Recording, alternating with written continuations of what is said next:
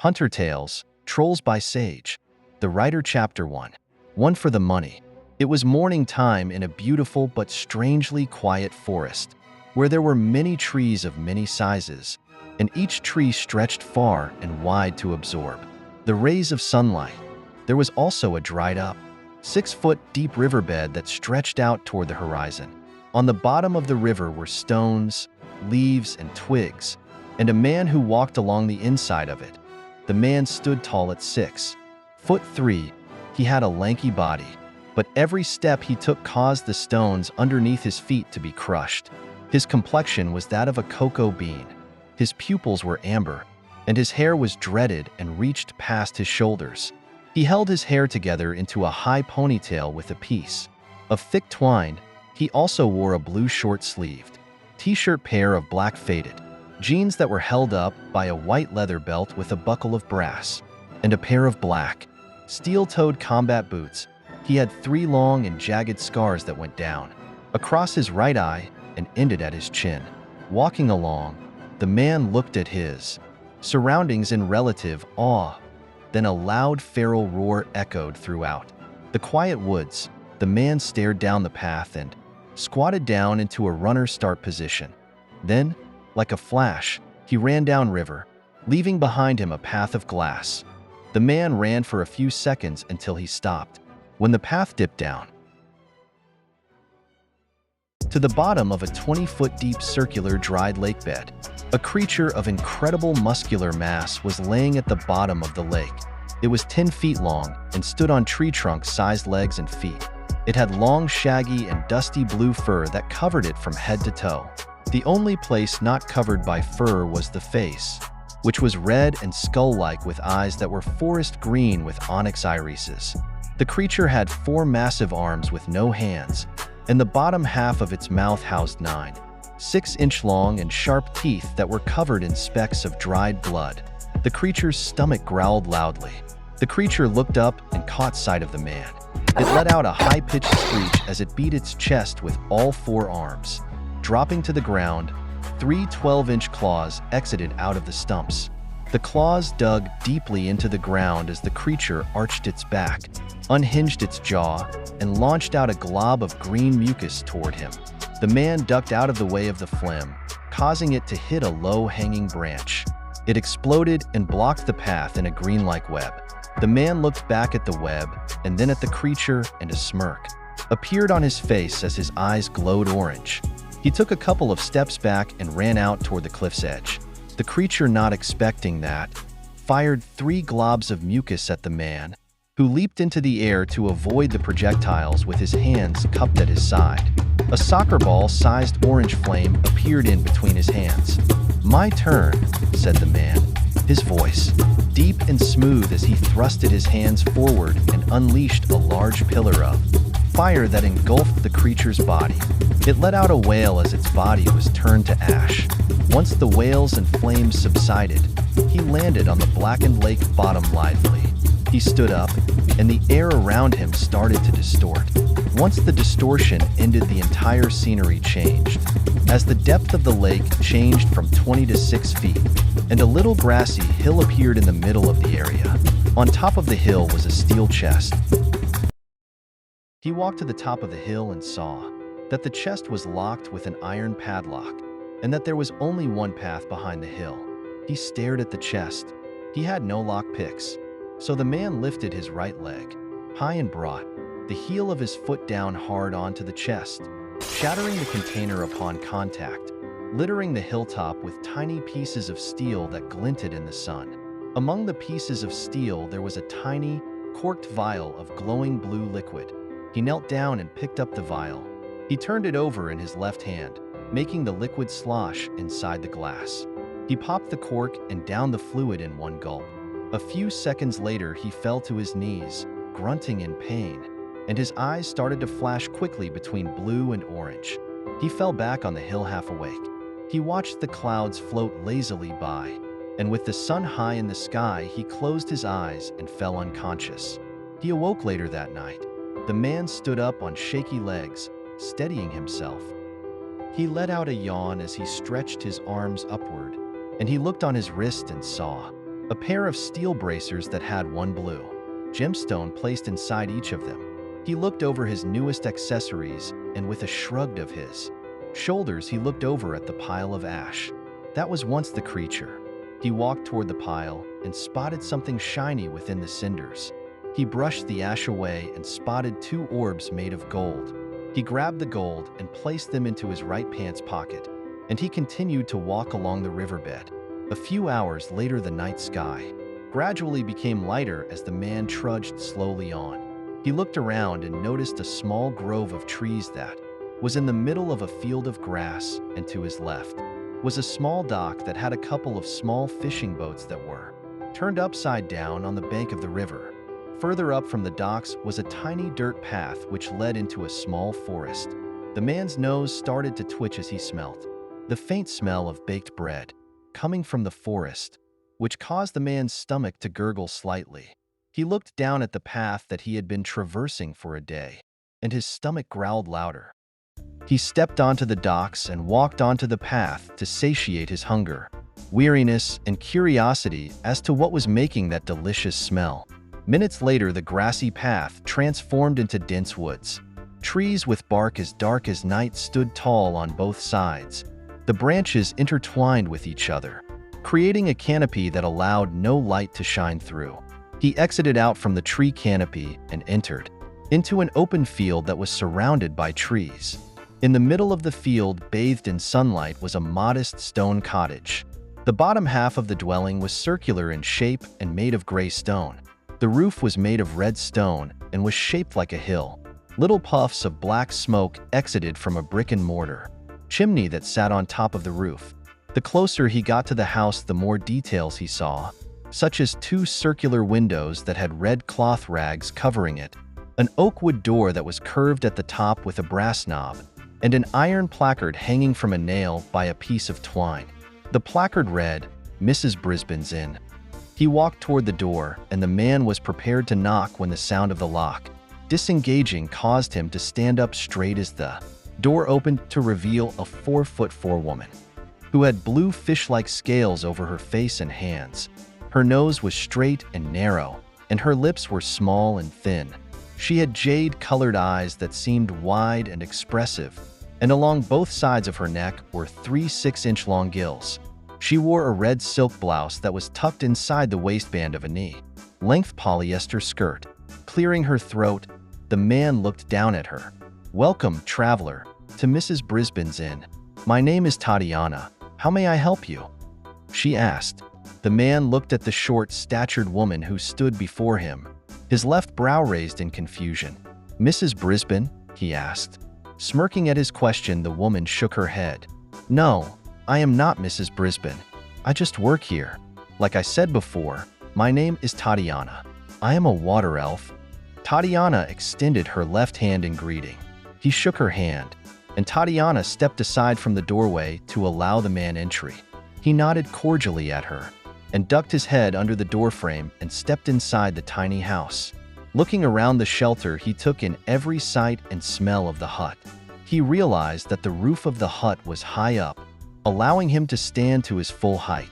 Along the wall on the left was a small, 2-shelf bookcase, filled with books of varying sizes and colors. On top of the shelf was the biggest book of all, Dragon Nest, a Dragon Tale. Along the opposite wall was another 2-shelf bookcase, but this one was filled with steel-framed pictures of an old fair-skinned woman with kind eyes, surrounded by 2 little boys and an old man. She was holding a shorter, smiling Tatiana in her arms. He walked over toward the bookcase and picked up the photo. He showed it to her. "Is this her?" he asked Tatiana, wanting her to take the picture out of his hand. She nodded as she placed it back on the shelf. "Yeah, that's her. That was taken about 50 years ago." The man turned his head toward the sound of her voice with eyes wide as she sat cross-legged on top of a large log desk. She sat between an oil lamp and a clay inkwell with a white-tipped quill placed inside of it. The light from the lamp cast her shadow across the back wall. Reaching behind the desk with both hands, she pulled out a pair of rectangular black-framed glasses and a wooden clipboard with a few pieces of parchment clipped on it. She placed the eyewear on her face, uncrossed her legs, and swung her legs as she placed the board on her lap. She reached over and pulled the feather out of the ink pot, the tip of the quill coated in red ink. She stared at the man in front of her. The lamp's light cast a glare against her glass lenses. "Name?" asked Tatiana, as tiny droplets of the ink fell from the pen onto the paper. The man shrugged his shoulders. "I don't have a name per se. I grew up in an orphanage where things like names were not allowed until we were adopted." Tatiana pursed her lips in thought, and a smile appeared on her face. "Okay, what did the children at the orphanage call you?" "Well, they called me many things, but the one that actually stuck was the name Hunter." He had a thoughtful look on his face. She wrote his name down in beautiful cursive, placed the feather back into the pot, and put her glasses and the clipboard back behind the desk. "If you don't want to answer, that's okay, but why Hunter?" He let out a small chuckle. "The orphanage cared for 300 kids, and the people that ran the orphanage hunted the creatures that lived in the forest to feed the children in their care. When they grew older, the responsibility of the hunt went to the eldest child, me. I was trained in both weapons and combat, and was sent out to hunt 3 big and dangerous game. I killed all 3 creatures and returned with a souvenir." Hunter pointed to his scar. "Well, you have arrived just in time. I was just about to serve lunch." Hunter put his hand over his mouth as he let out a massive yawn that caused her to chuckle in her hand. He smirked, embarrassed as he apologized for the gesture. "No need to apologize. Why don't I show you to your room, so you can rest up, and whenever you wake up there will be food waiting." Tatiana got down from the desk and walked toward the entrance of the hut, opened the door, and motioned for Hunter to follow her. The two of them walked to the back of the hut, and Hunter was met with the sight of a beautiful courtyard that was filled with an abundance of plants. In the middle of the yard was a giant tree with multicolored bark, and the top of the tree was filled with giant colorful flowers. Tatiana stopped a few feet from the tree, reached into the pockets of her skirt, and pulled out a diamond skull key. She knelt down and stuck the key into the ground. She turned the key clockwise, and the ground started to shift like a slide puzzle. The earth disappeared to reveal a long set of stairs. Tatiana looked at Hunter and said, "That will be 5 gold pieces, my good man." Hunter nodded his head. He reached into his pocket and handed her the 1 golden orb. Tatiana looked at the orb, her eyes wide. She nodded with a smile on her face. "This will do, enjoy your stay." Tatiana pocketed the orb into the breast pocket of her blouse and walked back toward the hut. Hunter stepped onto the first step and started his descent. The further down he went, the darker it got. So dark that he snapped his fingers, and a medium-sized flame appeared on his right index finger. The fire illuminated the dirt tunnel he stood in. Right in front of him was a giant oak door that had swirls carved onto the surface. The swirls surround 3 giant red, green, and black gemstones, and the door had a steel handle. Hunter walked to the door and pulled it open to reveal a modest windowless room. In the middle of the room was a bearskin mat and a half-lit candle. Hunter flicked his wrist to extinguish the flame. He walked over to the mat and yawned once more before he laid down and went to sleep. He awoke a few hours later, not in the underground room, but in a white void. He rubbed his eyes sleepily, but was shocked to find that the steel armbands were no longer on his wrists. He stood up and looked around the emptiness. "What the heck is going on here?" he thought. Just then the void started to ripple and transform into a large field. Hunter looked around the new area and spotted someone in the middle of the field. He smirked and jogged toward them in an attempt to find out what was going on. Once he got to the person, he stopped short, eyes wide with shock. He stood and stared at himself. He raised an eyebrow in confusion, and the copy did the same. Just then a distorted voice sounded out loudly. "Welcome to training, Your Highness." Hunter jumped and dodged a punch from his copy, landing safely a few feet away. "Your Highness, look, I am not royalty. I'm a simple hunter here on a stroll." The copy lifted his arms up to his waist, and his hands were finger pistols. Hunter stared at the display, confused until the copy shot out a jet of water from his fingertips. Hunter cartwheeled out of the way, but some of the water got through his clothes. Hunter placed his hand on his right side and winced. He looked at the copy with a tiny smirk. "You must defeat the copy to control the elemental power held within the bracers, Your Highness," said the distorted voice. Hunter looked around, and his smile grew larger, and he jumped high into the sky. Hunter floated high above the clouds and saw white all around him. "So, I am still in the void. I wouldn't want to destroy a real field with what I'm about to do. Hunter aimed his body downward, his arms to his side, and he dropped like a rock back to the field. Jets of fire shot from his hands and feet, which boosted his speed tenfold. He entered the field with a front flip and slapped his hands together, unleashing a giant wall of fire that was larger than the Great Wall. The flame wall burned the ground. Coming toward the copy, the doppelganger pushed his arms forward, and he launched a large tsunami from his hands. It collided with the fire wall, filling the entire field in steam. Hunter jumped out of the steam into the sky again. His entire body was engulfed in flames. The steam dissipated and Hunter lifted his arms up and a giant sphere about half the size of a planet formed above his head. "Stop this," he said, and he launched the sphere at the copy. The imposter Hunter started to sweat as he saw the ball of fire. He took a deep breath and wiped his brow with his right hand, and he squatted low to the ground. The sweat from his head morphed into a tiny orb that rapidly grew to the size of a softball. Hunter too aimed the sphere at the incoming fireball and unleashed a powerful jet of water at the attack. The two attacks collided, sending out shock waves that caused the ground to crack. Hunter too then started to push the ball back. Hunter's eyes started to glow, and fire engulfed his arm. Hunter balled his fist and punched out a giant flame fist. The flame fist collided with the ball. The extra attack caused the imposter to break his attack and fall to his knees. The two attacks crashed into the field and left behind a field of flames. When Hunter landed on the ground, the fires died down.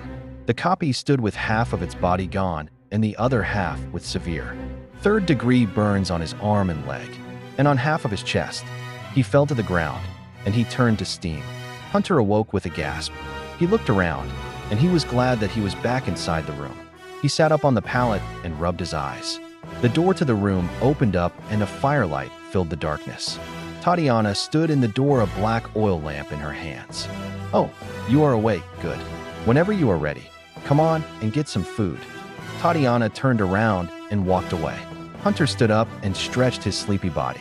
He let out a yawn, and he started to bounce up and down on the tips of his toes before he followed Tatiana. He walked up the stairs and opened the door. He took a huge breath of the cool night air. Tatiana sat on a chair next to an oak table that had a black cotton tablecloth on top of it. And on top of the cloth were two plates filled with food, which included a baked chicken thigh and breast. Next to the plates were two forks, two knives, and huge gold-lined glass chalices that were unadorned with amethyst around the rim and base and were filled with a violet-colored liquid. Between the goblets of liquid was an unlit candle. Two giant maple wood chairs, which were painted red, were on opposite sides of the table. Tatiana sat on one of the chairs, wearing a blue A-line dress that reached down to her ankles. She sat on the chair, her back to him as he approached. Hunter snapped his fingers and lit the wick of the candle with his fire. "What's with the formal setup?" Hunter asked before he extinguished the flame and occupied the empty chair. Tatiana stood up in her chair and gave a little curtsy. "Welcome, Your Highness. Congratulations on conquering the amazing water element." "Yahoo," she said. Unenthused, Hunter looked down at the bracers. The metal and jewels shined from the light of the flame. Hunter let out a small chuckle. "What makes you think that I'm a royal hell? I'm not even a peasant. I'm just a wandering hunter." Tatiana stared at him with an eyebrow raised in suspicion. "So, how did you unlock the chest that the water was in?" "I shattered it," Hunter said. Tatiana smiled in relief. She grabbed the shoulders of her dress and with deft movements, she ripped off the attire. Underneath, she wore a pair of black sweats and a white tank. She chuckled. "Good. Now to answer your earlier question. I saw the bracers when you walked, and then I felt the pulse of the bracers' energy when you were asleep. So I just assumed you were the long-awaited Prince of Prophecy." Tatiana picked up the goblet in one hand and took a huge swig of the drink, downing half of the contents before she slammed her glass down on the table. "What prophecy?" asked Hunter. Tatiana started taking a bite of the roasted bird. She chewed and swallowed. "That is a long story," she said, "but I will try to shorten it. The king and queen had a son.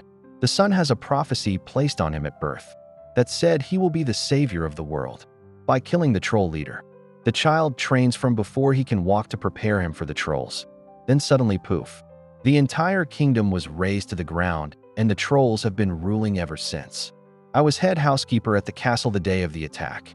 Me and the rest of the staff managed to escape, and I got separated from the group, and I wound up finding this place. I would have left, but Mrs. Brisbane was the nicest person I ever met. She got me a job, food, and shelter. She said, taking a bite of the roasted bird. She chewed and swallowed. Hunter placed an empty cup next to an empty plate and belched. He wiped his mouth with the back of his hand and stared at Tatiana with his hands under his chin. "I'll do it." Hunter stood from his chair and he started to stretch. Tatiana stared at him in shock and confusion. A few seconds passed and finally Tatiana asked, "You'll do what?" Hunter stopped his stretches and hopped from side to side on the balls of his feet. "I'll take care of your troll problem." Tatiana jumped on the table, and with lightning speed she appeared in front of him. He looked down at her as she said, "You'll get yourself killed if you try." Tatiana's arms crossed across her chest. "I doubt it," Hunter said. "But your tale makes me want to help get you out of here. And I get to fight creatures I've never seen hunted before, so I'm pretty excited for that prospect. Besides, you fed me such an exquisite meal. I'll do it for free." Hunter bowed to Tatiana, and in a blink, he appeared at the bottom of the ravine. With one last yawn, he looked at the bracers on his arms and continued on the path.